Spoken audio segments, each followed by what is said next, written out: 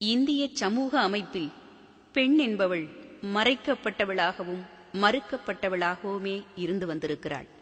இன்னும் இருந்து வருகிறாள். பெண்ணுக்கு இயற்கை தந்த கொடைகளே கூட அவளுக்கு தடைகளாயின, ஆக்கப்பட்டன. பூ பெய்துவது என்பது ஒரு பெண்ணுக்கு இயற்கை தரும் பரிசு. ஆனால் இந்திய பொருளாதார அமைப்பில் பல பெண்களுக்கு அந்த பரிசே சாபமாகி விடுகிறது. எனவே பல பெண்கள் பூ பெய்திய செய்தியை கூட பொத்தி வைக்க வேண்டியிருக்கிறது. அந்த நுட்பமான பிரச்சனைதான் இந்த கவிதையின் கரு. இது இலக்கியத்தில் யாரும் பாடாத பிரதேசம்.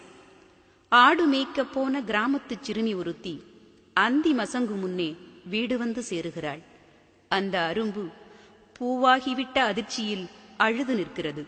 அது கண்டு மாற்றாந்தாயுறுத்தி மாரடித்து பாடுகிறாள். உதித்துவிட்ட நிலவை வானம் பொத்தி வைத்துக் கொள்வதில்லை. முகிழ்த்துவிட்ட மலரை கொடி மூடி போட்டு வைப்பதில்லை. ஆனால் மலர்ந்துவிட்ட பெண்ணைத்தான் ஒரு தாய் மறைத்து மறைத்து வைக்கிறாள். தாவரங்களுக்கு இருக்கிற சுதந்திரம் கூட மனித ஜாதிக்கில்லை. மரபுத்திரை, பொருளாதாரத்திரை, மதத்திரை என்ற திரைகள் அடர்த்தியாகி அடர்த்தியாகி பெண்ணுக்கு சுவர்களாகி விடுகின்றன. இந்த கண்ணீர் பிரச்சனையை கவிதை செய்திருக்கிறார் கவிஞர் வைரமுத்து. அவர் மதுரைக்காரர். மதுரை தமிழ் என்னும் மதுரத் தமிழ் மீது மயக்கம் உள்ளவர். ஒரு பெண்ணின் பிரச்சனைகளை மண்ணின் வார்த்தைகளோடு மலர்த்துகிறார் கவிஞர். ஏண்டியம்மா குத்த வச்ச அன்னம்மா பெத்தவளே, ஆடு மேய்க்க போனவளே, அந்தி மசங்கு முன்னே ஆடு வந்த மாயமென்ன?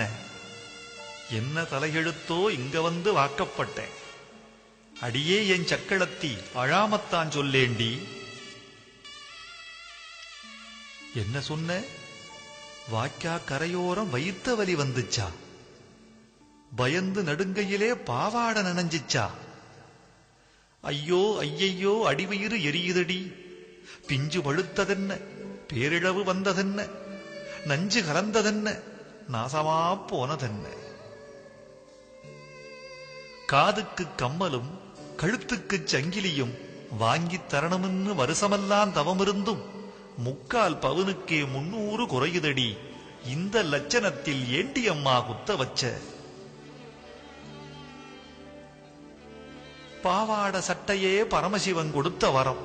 சக்களத்தி மகளே, நான் தாவணிக்கு என்ன பண்ண?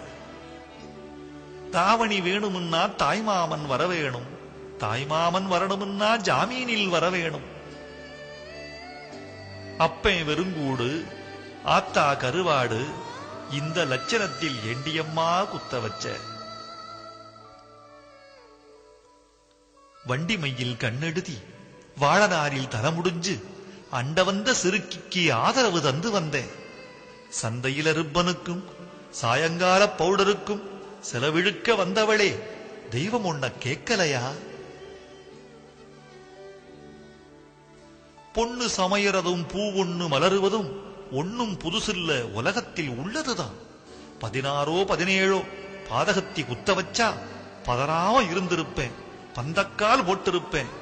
14 வயசுக்கே 10 மாசம் இருக்கையிலே குதிர் போல குத்த வச்சா குத்தாம என்ன பண்ண? ஆளாகி நின்னவள ஆடு மேய்க்கச் சொன்னாக்கா அப்பேன் தடுப்பாக, அடுத்தவக முறப்பாக. இந்த ராத்திரிக்கு ராத்திரியே ரகசியமா தலைமுழுகி நாளைக்கே ஆடோட்டு, யாருக்கும் தெரியாது. ஆடு மேய்க்க போகையிலே அங்கங்கே நில்லாதே, அடியே உன் சங்கதிய ஆட்டுக்கும் சொல்லாதே.